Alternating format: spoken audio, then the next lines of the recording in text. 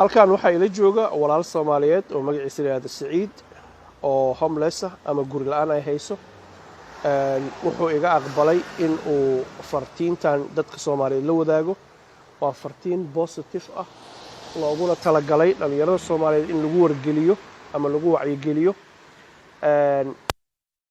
Saciid soo dhawo. Welcome, thank you very much. And tell us a bit about yourself. Okay.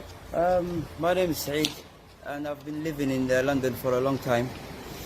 I was a builder by trade and I was always working and I studied before, but I realized that education is very, very important, even though I didn't continue.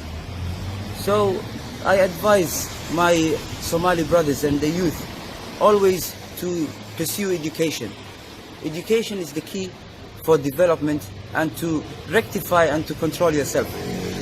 I took the wrong path at some point and I paid for it, but people like our brother is always here to give us the light and good advice.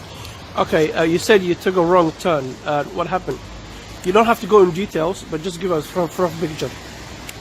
I was in a tough neighborhood. I grew in up London? In London, in the west side of London. I grew up with people of different races, different religion.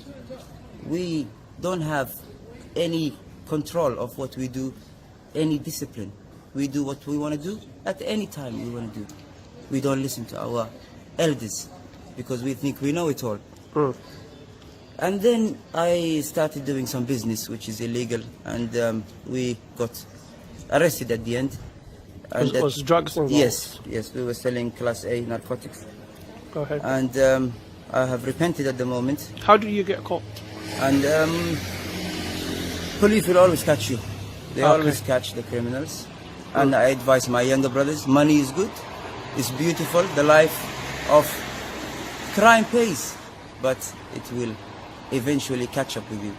And I'm at the moment in a bad situation. How old are you? I'm 27 at the moment. You're 27, but just that. Okay, crime but samaystay waa lagu xiray. How long are xirnay? 1 year and few months.